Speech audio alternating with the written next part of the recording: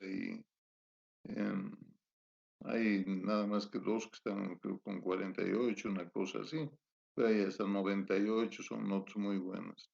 Así es que no creo que sea motivo de preocupación. De todos modos, no he podido abrir, como está en el otro sistema, no me permite. Hay algún error o yo estoy cometiendo algún error.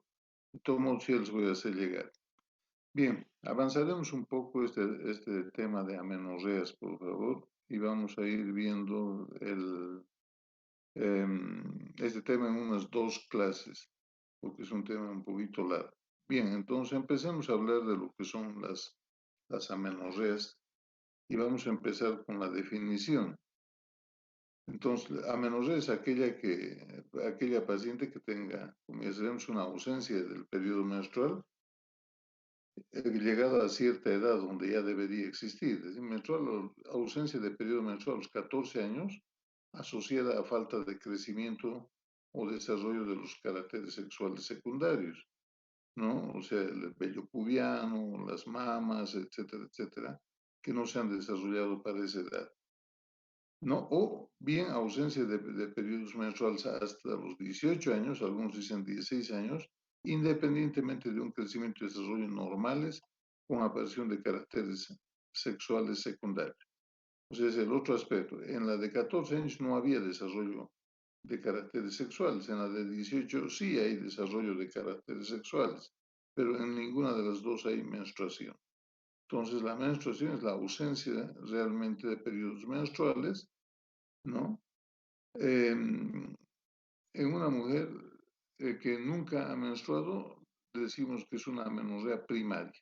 Y en la mujer que estaba menstruando y deja de menstruar por más de 3 meses, llamamos amenorrea secundaria, ¿no? Entonces eso se debe tener en cuenta amenorrea primaria y amenorrea secundaria. Amenorrea primaria, la mujer que nunca ha menstruado. Amenorrea secundaria, la que estaba menstruando y ha dejado de menstruar por más de 3 meses. O sea, esa es digamos, la nomenclatura usual, el periodo usual que se lo toma para considerar una amenorrea.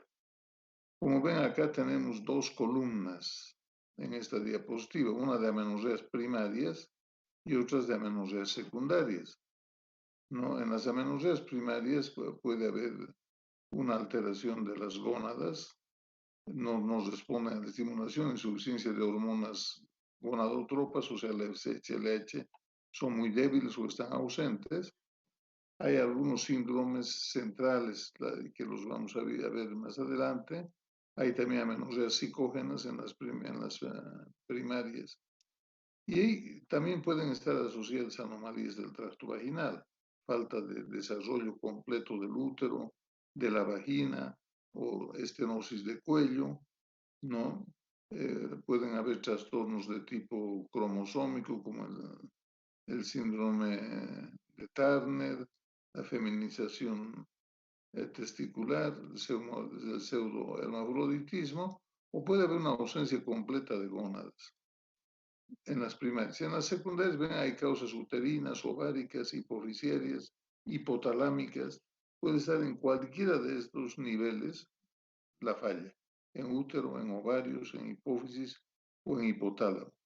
Entonces nosotros vamos a ir desglosando cada una de estas, siempre tomando en cuenta y haciendo hincapié de que en toda mujer que no menstrua, lo primero que hay que pensar es en un embarazo, ¿no? Entonces, siempre hay que descartar primero un embarazo, ¿no? A veces incluso hay mujeres que juran y perjuran que no hay esa posibilidad, siempre hay que descartarla. Ese es un principio que hay que tomarlo siempre en cuenta.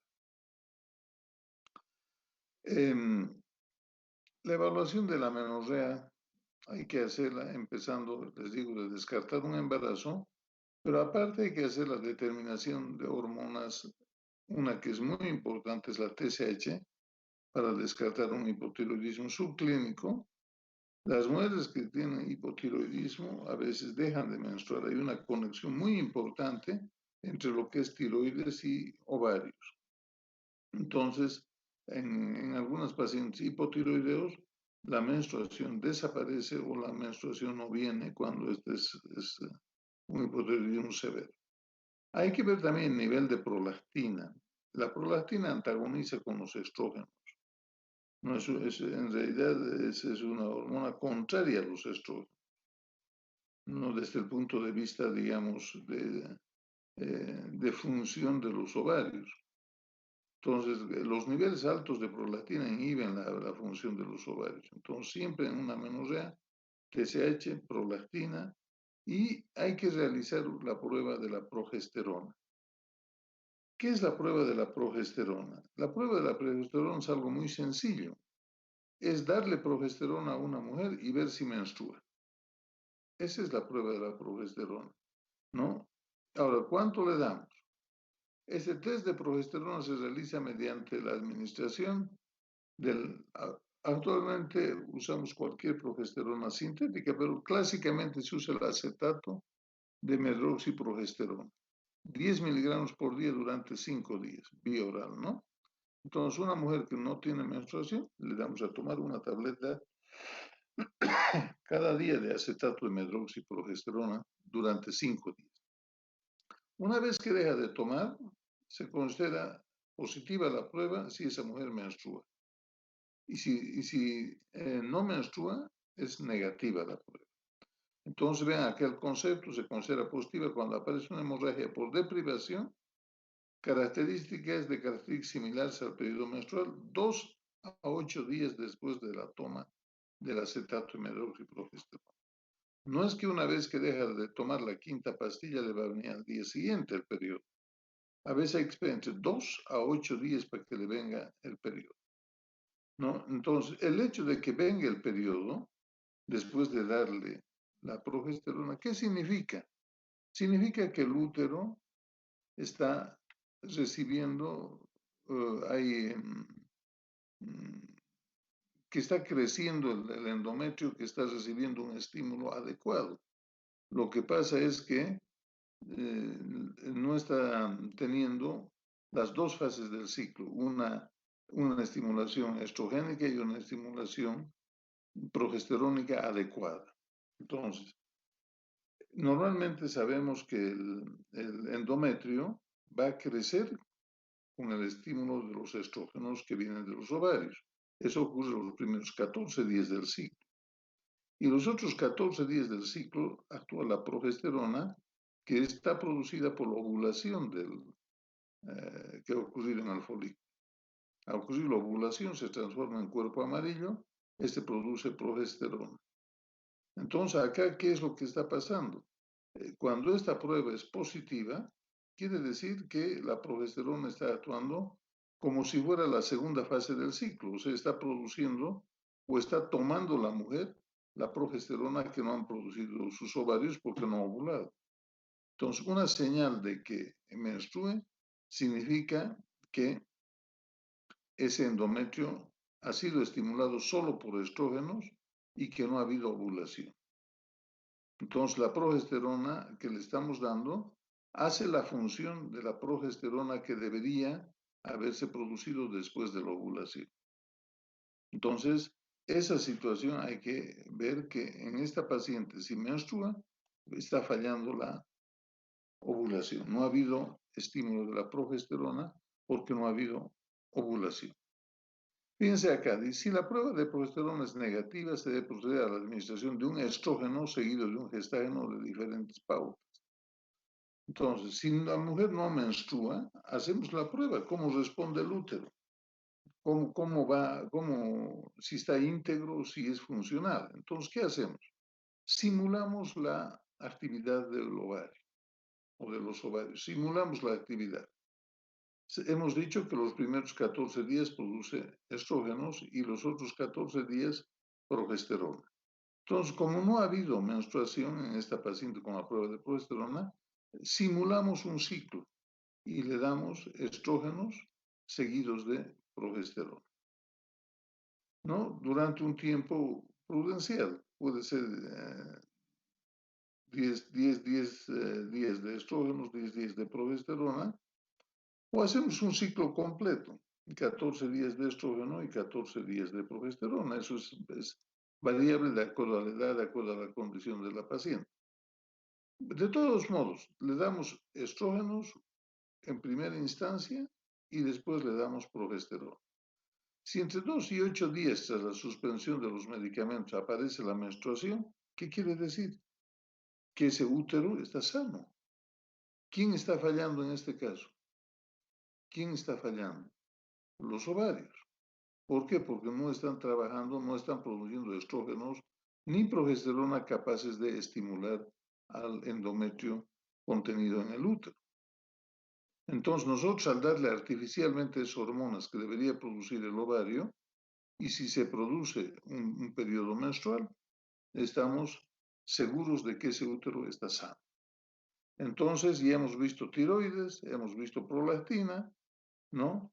Y ahora estamos verificando útero. Si con esta medicación que le hemos dado no aparece el periodo menstrual, hay que pensar en una patología uterina que está evitando de que responda a estas hormonas. O hay una obstrucción a la salida de sangre, ¿no? Puede haber una estenosis de cuello, puede haber un tabique vaginal, pueden haber varias situaciones o definitivamente el útero no está respondiendo por alguna causa, ausencia del endometrio, lesión del endometrio, por alguna causa no está respondiendo a este estímulo. Entonces, esta prueba es importante. Cuando nosotros trabajamos con este tipo de estimulación y la paciente está siendo evaluada en su amenorrea, también tenemos que hacer indudablemente las pruebas de estímulo a los ovarios. Sabemos que el estímulo en realidad viene dado por la FSH y la LH, ¿no es cierto? Entonces nosotros utilizamos una técnica que es la radioinmunoensayo, ¿no? Para medir la FSH y la LH, ¿no? Entonces estas pruebas las vamos a ir realizando mediante laboratorio, indudablemente. Entonces tenemos que saber los niveles de FSH en sangre y lógicamente que estas nos pueden dar tres alternativas. Que el FSH y el LH están anormalmente altos, que están anormalmente bajos o que están normales. No, o sea, no, puede haber esas tres funciones, esas tres alternativas. FSH que estimula los ovarios está muy alta, están muy bajas o están normales. Entonces, ¿qué alternativas vamos a tener ante esta situación? Cuando está normalmente alto, hay que buscar, ustedes saben que la FSH y la LH normalmente van a estimular a los ovarios. ¿Y quién va a frenar la producción de FSH y LH? ¿Quién se encarga de decir basta de estímulo a los ovarios? ¿Quién es la que se encarga? ¿Alguno de ustedes sabe? Nadie. ¿Los estrógenos, doctor? O sea, en realidad son los estrógenos producidos por los ovarios. ¿No es cierto? Hacen un feedback, una retroalimentación hacia la hipófisis y dicen, ya no, basta de FSH y de LH. Ya nos han estimulado suficiente y estamos produciendo estrógeno. Entonces, los niveles, si es que no existe ese feedback, van a ser anormalmente altos. Por el contrario, también van a ser anormalmente altos en la menopausia. ¿Por qué? Porque no hay esa producción de estrógenos, no hay esa producción de hormonas que sean capaces de inhibir la FSH y la LH. Entonces, como nosotros estamos hablando en personas jóvenes, ¿no? Esta elevación exagerada del FSH-LH se asocia a insuficiencia ovárica, ¿no? Si fuera una persona mayor, bueno, podemos pensar en la menopausia o en la castración quirúrgica o por radiación, lo que sea. Pero como estamos hablando de mujeres jóvenes en edad reproductiva, en este caso la amenorrea, con niveles altos de FSH y DLH, se asocia a insuficiencia ovárica. Existen otras situaciones con niveles altos de FSH o VDH asociadas a ovarios que contienen folículos y por lo tanto no son insuficientes. Los folículos están madurando, están teniendo la evolución, pero no completa. O sea, si bien llegan hasta cierto nivel, pero no ovulan, no llegan a ovular. Entonces, cuando existe esa situación de FSH-LH con ovarios funcionales, ¿cómo vamos a saber si esos ovarios tienen folículos o no? Mediante una ecografía. Con la ecografía podemos medir el tamaño de los folículos. Los folículos antes de ovular normalmente están entre 20, 22, 26 milímetros y ahí revientan, pueden llegar hasta 32 milímetros. Cuando ya pasan de ese número, ya consideramos que es un quiste. ¿No? Entonces, los folículos antes de madurar deben alcanzar un tamaño adecuado y un nivel de estrógenos superior a 300 picogramos. Entonces, cuando nosotros encontramos a la ecografía que hay ovarios que contienen folículos, y vamos a ver que ese ovario está respondiendo en cierta medida. Lo que pasa es que no hay ovulación porque este desarrollo de folículos no es completo. También pueden haber situaciones que, a pesar de que hay FSH y LH alta, no es por insuficiencia ovárica, sino por tumores productores de gonadotrofinas. En el cáncer de pulmón hay algunos casos que producen gonadotrofinas. El déficit de gonadotrofina con niveles elevados de LH inapreciables de FSH puede haber una inversión acá. Normalmente, ¿quién predomina? La FSH. Es el doble que la LH en su capacidad, en su concentración. Pero puede haber en algunos casos en que la LH es más alta que el FSH, como en los ovarios poliquísticos, por ejemplo. En la perimenopausia, hay mujeres que pueden tener una menopausia precoz. No forzosamente la menopausia va a estar, se va a presentar después de los 50 años. Hay mujeres que a los 32, 30 años ya pueden hacer una menopausia, una insuficiencia ovárica por algún trastorno autoinmune o qué sé yo, o vienen genéticamente programadas para tener una menopausia precoz. Hay también el síndrome de ovario resistente. Esto es importante porque la FSH-LH se produce en gran cantidad, pero no hay receptores a nivel de ovario. El ovario no responde a ese FSH-LH. Es un resistente, o sea, es como si rebotara la FSH-LH, no impacta en los receptores de los ovarios y por lo tanto no hacen funcionar los ovarios. Y hay otros factores, el déficit de 17 hidroxilasa también nos va a traer problemas a nivel de suprarrenales con niveles de FSH y LH elevados.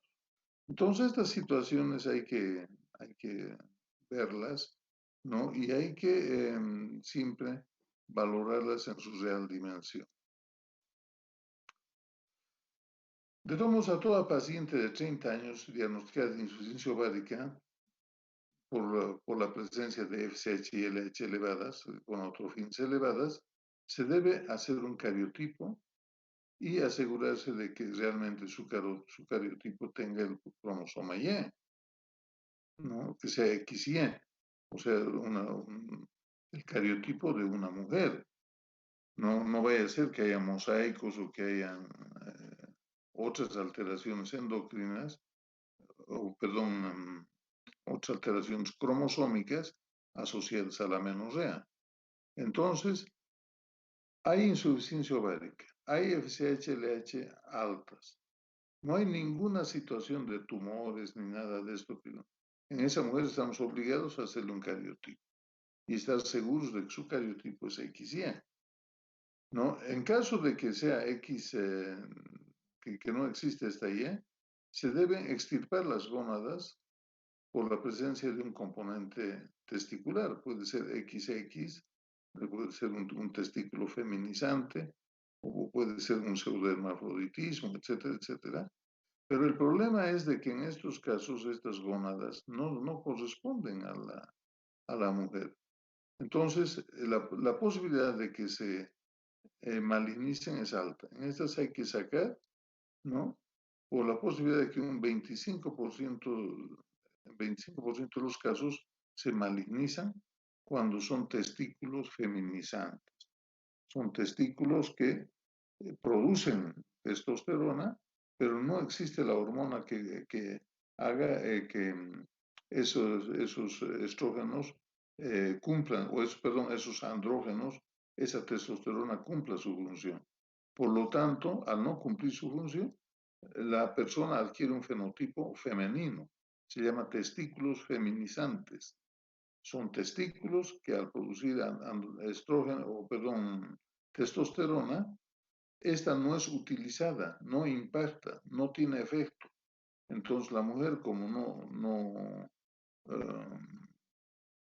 no tiene ese impacto de la testosterona, se desarrolla en el sentido femenino. Si tuviera impacto la testosterona en los receptores, sería un hombre. ¿No es cierto? ¿Por qué? Porque el cariotipo nos muestra que no tiene el Y, simplemente tiene el X. No, el Y está ausente, puede tener una XX, puede tener mosaicos, o esta Y ser incompleta, no funcional, ¿no?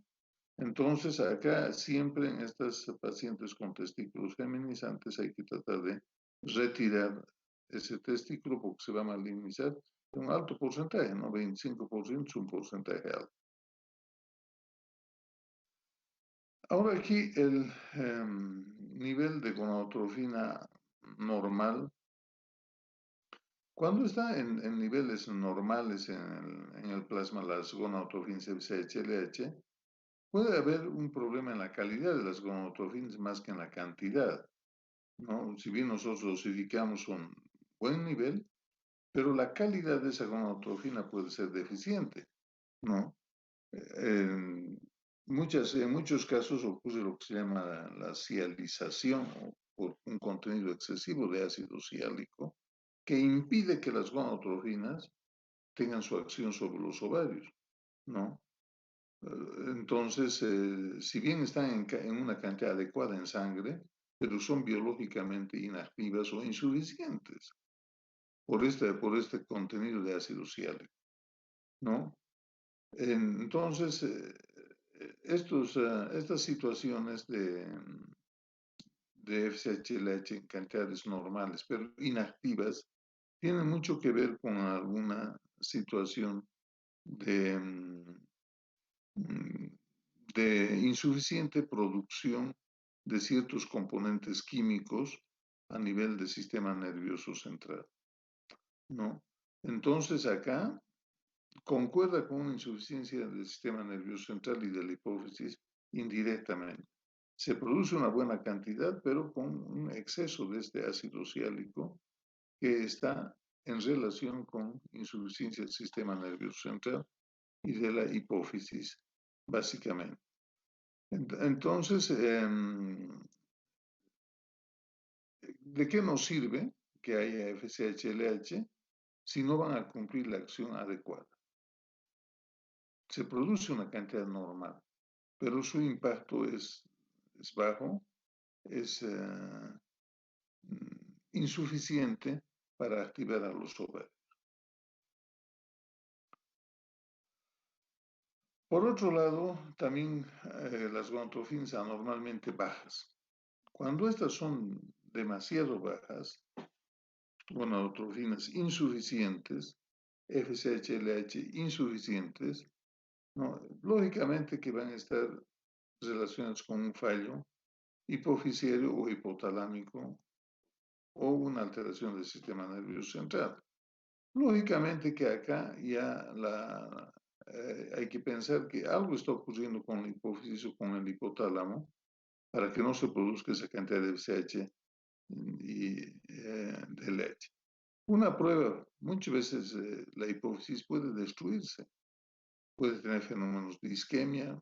Eso vemos, por ejemplo, cuando las hemorragias del parto son masivas, una hemorragia muy intensa del parto con un shock hipovolémico, puede privar de irrigación a la hipófisis y se necrosa, parcial o totalmente.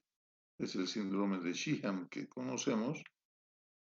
¿Por qué ocurre eso? Porque durante el embarazo la hipófisis se neovasculariza, se hipertrofia un poco, pero sí se neovasculariza intensamente. Entonces, cuando hay una hemorragia, un shock hipovolémico durante el parto, ¿no?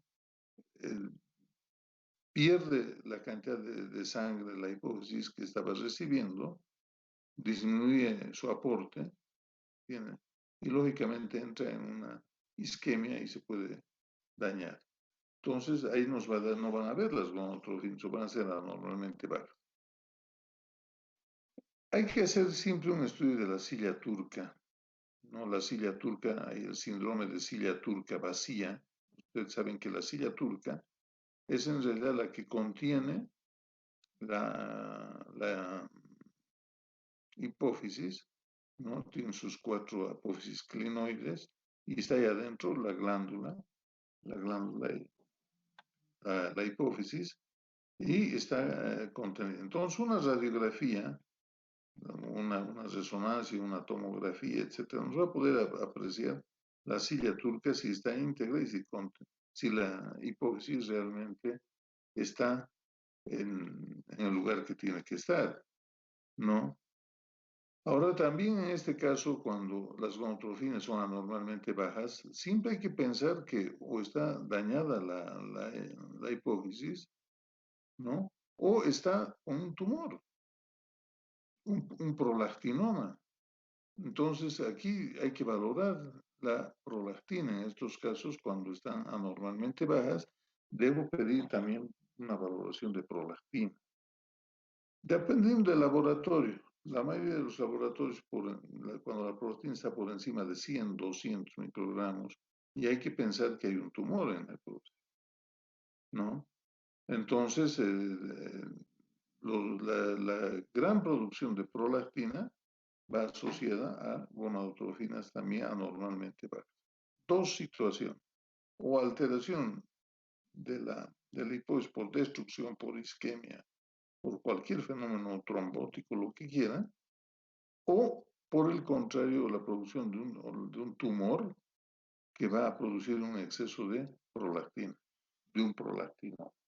Entonces ya ven que estamos descartando por niveles y ahora estamos a nivel de esta situación de las gonadotrofinas. Hemos visto el hipotiroidismo, hemos visto la prolactina, ¿no? Estamos viendo los niveles anormales de FSH-LH. Entonces, cada uno de estos tiene su significado y su impacto sobre las gónadas. Cuando hablamos de amenorrea primaria, hay que ver también que la amenorrea primaria, o sea, aquellas mujeres que nunca han menstruado y han llegado a la edad de menstruar, las vamos a agrupar en las causas de amenorrea primaria en 3 grupos de acuerdo a su origen. El origen central, ¿no? Otras causas asociadas, como el adelgazamiento y la obesidad excesivas, y las anomalías del tracto genital, ¿no? Ahora, este hecho de causas centrales se refiere hipotálamo, hipófisis, alteración del sistema nervioso central. El adelgazamiento y la obesidad se refieren a alteraciones mascrometabólicas y anomalías del tracto genital. Acá no solamente nos estamos refiriendo a tabiques o a estenosis o a alguna anomalía que sea visible externamente. Cuando hablamos de anomalías del tracto genital, también nos estamos refiriendo a aquellas cromosomopatías que hacen que el desarrollo de los genitales sea anormal. No, hay muchas cromosomopatías o hay también malformaciones congénitas que hacen que el desarrollo del tracto genital sea incompleto, o sea, anormal, ¿no? No está dentro de los parámetros que nosotros consideramos normales, tanto desde el punto de vista de de su formación como desde el punto de vista de su funcionalidad. Entonces, vamos a ir viendo cada una de las situaciones. Las causas centrales, ¿no? Hipogonadismo, hipogonadotropo. Falla central.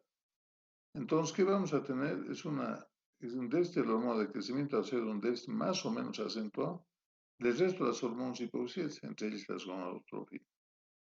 A nosotros nos interesan las gonadotrofinas actualmente. ¿Por qué? Su nombre dice gonadotrofinas. Van a tener un trofismo, una acción, un efector, que son las gónadas femeninas en este caso. Cuando hay una alteración de estas hormonas de nivel central, un hipogonadismo, hipogonadotropo, clínicamente las mujeres van a cursar con talla baja, escaso desarrollo de los caracteres sexuales secundarios, porque no hay el estímulo debido. Son pequeñas con genitales a veces con un desarrollo infantil. No, muchas veces dicen tienen ovarios infantiles o tienen no han logrado un desarrollo completo. Ahora, en estas pacientes, esta alteración del estímulo del nivel central no solo va a influir en los ovarios, también va a influir en la tiroides y en las suprarrenales. Pues decimos, es un déficit más o menos acentuado del resto de las hormonas hipofisales, entre ellas las gonadotrofinas. Pero hay también una alteración de la TSH y del estímulo a las suprarrenales, ¿no es cierto? Entonces, todo eso va a condicionar un desarrollo alterado de la mujer. Son pequeñas, talla baja, ¿no? Por lo general pueden ser delgadas o obesas, pero generalmente son delgadas. Y lógicamente que en estas mujeres hay que ver qué es lo que realmente está ocurriendo, ¿no? Hay que ver si ha habido una lesión, si son trastornos genéticos, ¿no? Si hay síndromes como el síndrome de Lawrence-Bonfield, ¿no? Pueden haber alteraciones del sistema nervioso secundario, una meningitis que hayan tenido después del nacimiento, ¿no? Que ha habido traumatismos de cráneo. No, los traumatismos de cráneo tampoco, si recupera la persona, no siempre recupera totalmente, pueden tener secuelas. No se olviden que hay un daño encefálico, puede haber un daño de áreas de núcleos cerebrales, depende de la gravedad del traumatismo. Las infecciones también. Una infección del cerebro muchas veces deja zonas alteradas que van a llevar a que no se produzca la cantidad adecuada de hormonas. Hay otras idiopáticas y otras asociadas a trastornos endócrinos o trastornos del desarrollo del sistema nervioso, ¿no? Entonces, siempre que estas mujeres tengan un déficit de gonadotrofinas, hay que buscar todas las alteraciones que pueden causar esto y ver si se puede dar solución. Lógicamente que si yo le doy FSH, LH inyectable, la mujer va a tener su desarrollo, pero no puedo inyectarle como son hormonas cíclicas, se van vertiendo a la sangre por pulsos, yo no puedo usar eso, digamos, en forma habitual. En estas mujeres les daré pues hormonas para que desarrollen sus caracteres sexuales, etcétera, se estabilicen, pero siempre y cuando haya descartado todos estos problemas a nivel central. También hay causas específicas donde todo el resto de las hormonas que produce la hipófisis están bien, pero la falla está básicamente en la FSH y en la LH, ¿no? Son fallas en la producción de estas hormonas hipofisiarias, ¿no? Y estas pacientes se van a desarrollar normalmente porque solamente hay falla de estas, de las gonadotropas. ¿Dónde van estas gonadotropas? ¿Van al desarrollo?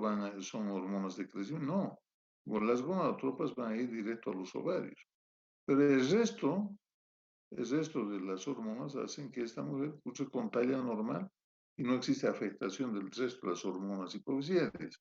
En cambio, en este otro caso, habíamos visto que había asociado un déficit de la hormona del crecimiento en una causa central. O sea, la hormona del crecimiento estaba también, en este caso, disminuida. En cambio, en este caso, no. Es una insuficiencia pura del FSH y del LH. Hay una patología, la distrofia olfato-genital o síndrome de Kallmann, donde las mujeres no tienen una alteración a nivel central y se traduce esa alteración en la anosmia y en la pérdida del gusto. O sea, pierden la sensibilidad al olfato y pierden la sensibilidad al gusto, ¿no? Entonces, y se va a traducir también a un desarrollo incompleto, un infantilismo sexual.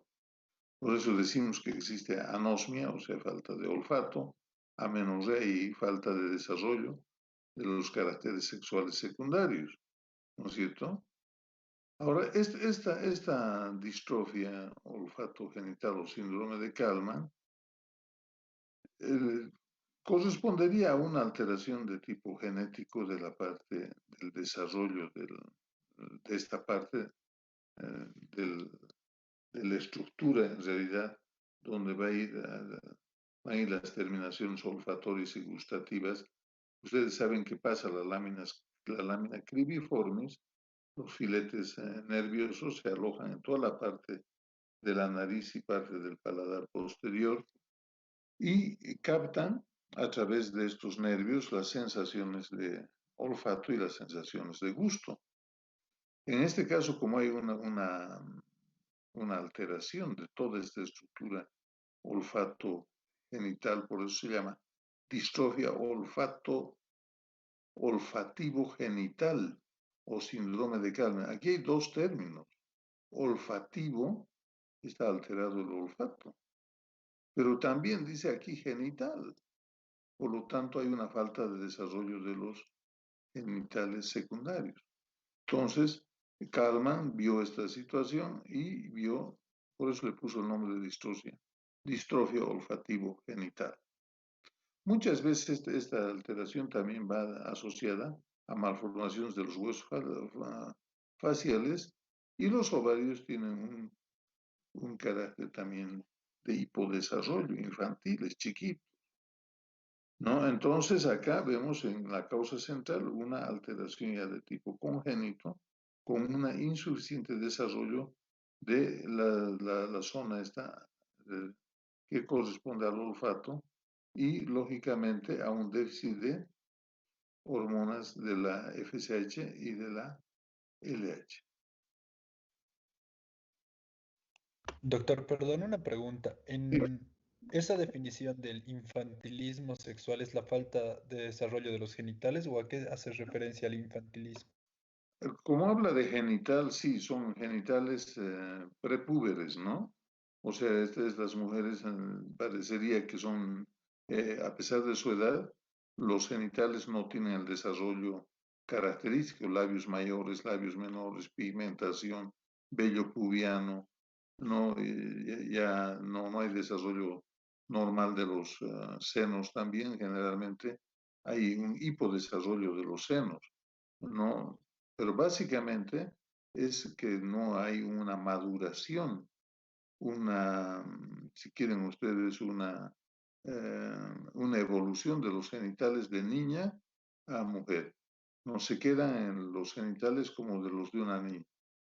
O sea, poco desarrollo de labios mayores, labios menores casi no individualizados, ¿no? El introito y todas las características infantiles y no hay el vello púbico que corresponde a una mujer mayor. Ustedes saben que el carácter del vello púbico, vello axilar, desarrollo mamario, etcétera, van mm, paralelos al desarrollo genital y al desarrollo, al estímulo hormonal que tiene.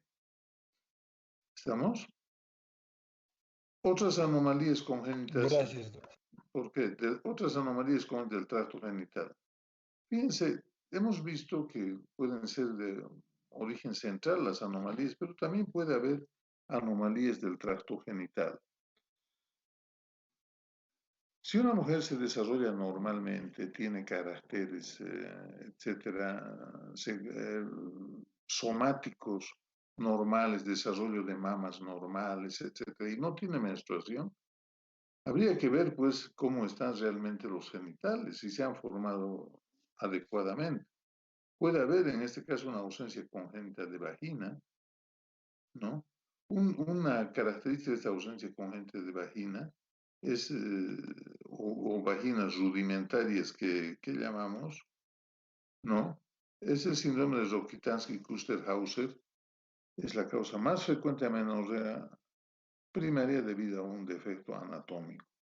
Este síndrome fue muy bien descrito por este autor y había visto que había una agenesia total o parcial de la vagina. A veces externamente el genital era normal, pero cuando queríamos identificar la vagina había un tercio nomás de la vagina o no había vagina, no se había formado. El útero era rudimentario y habitualmente no tenía el orificio cervical, ni siquiera el cuello, era como un útero desarrollado a medias, muy rudimentario, muy rústico, sin la canalización. El cariotipo de estas mujeres era 46XX, ¿no? Entonces aquí veíamos que el cariotipo no corresponde en realidad a una mujer, ¿no? Entonces más es un cariotipo de varón, pero por alguna causa ha desarrollado somáticamente a mujer.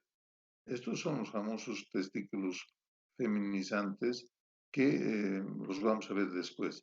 El cariotipo corresponde a un hombre, sin embargo, la pinta, la forma corresponde a una mujer, ¿no? Por eso el desarrollo es incompleto, ¿no? Entonces aquí está también asociada a malformaciones renales y frecuentemente a malformaciones esqueléticas que puedan tener.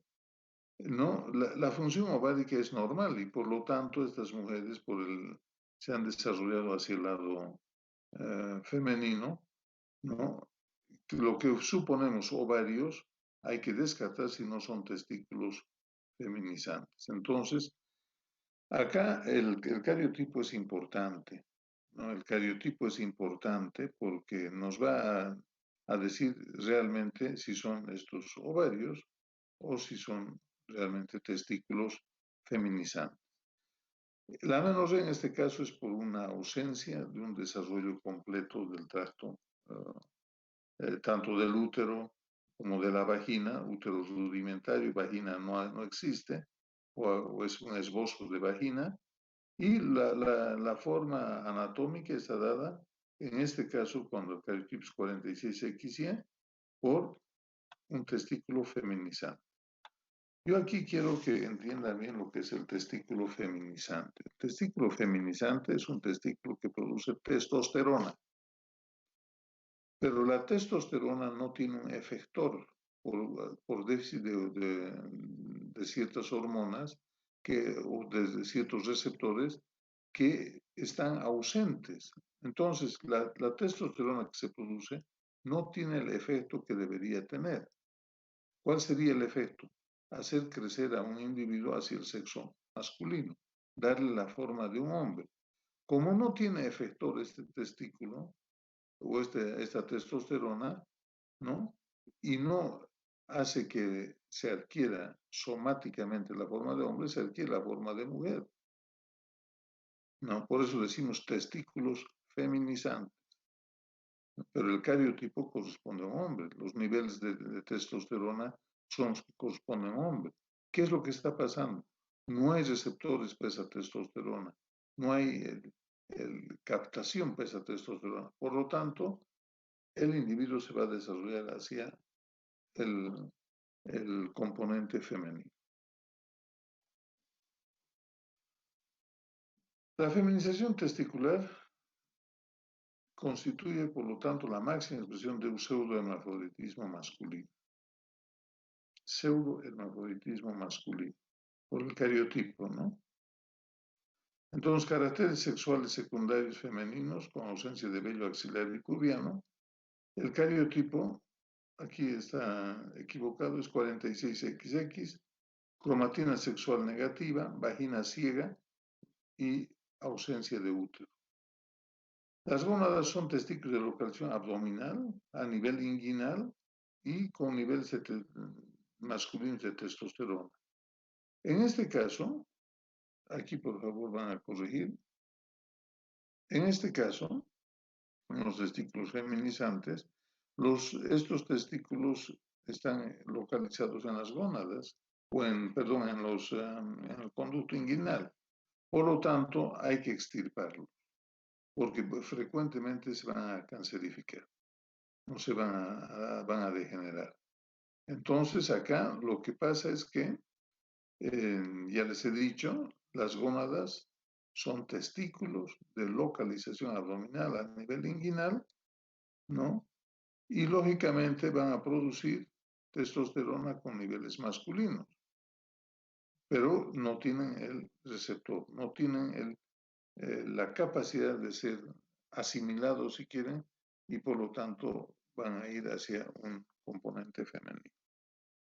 Se debe extirpar las gónadas por el riesgo de malformación por malignización de las mismas, ¿no es cierto? Y posteriormente, ¿qué hay que hacer con estas personas? Darles terapia hormonal femenina, darles hormonas femeninas. Como ya tienen los caracteres sexuales femeninos, ¿no? En este caso, le hemos sacado los testículos feminizantes y le podemos dar hormonas, estrógenos puros, ¿no? Durante buena parte de su vida, ¿no? Que si 10, 20, 30 años. Niveles de que mantengan sus características secundarias, etcétera, porque estas mujeres no van a tener en realidad relación sexual, no hay vagina y tampoco van a concebir porque hay ausencia de útero y su cariotipo no corresponde al que esperamos. Esto por favor van a corregir. Bien, creo que estamos. Veremos esto más de pseudohermafroditismo femenino. Aquí, indudablemente, hay un síndrome adrenogenital. Las suprarrenales y los genitales, causado por un déficit congénito de la 21-hidroxilasa de la suprarrenal que produce un fallo en la síntesis de cortisol. Entonces, aquí el pseudohermafroditismo femenino es por una falla de esta enzima de la 21-hidroxilasa en la suprarrenal. Entonces, el otro era un pseudohermafroditismo masculino, este es un pseudohermafroditismo femenino, decir de 21 hidroxilasa. Bien, nos quedaremos ahí, por favor. Estamos en tiempo. Ya, les agradezco su atención y la próxima clase acabamos. ¿Alguna pregunta? Voy a darles la próxima sus notas, están muy bien. Solo hay 2 que están por debajo de 51. El resto está casi la mayoría por encima de 75, incluso hay notas de 98. Entonces, está muy bien el asunto. Bien, muchísimas gracias. Si no hay ninguna aclaración, y nos vemos el martes. ¿Estamos? Gracias, Doc. Chao. Gracias.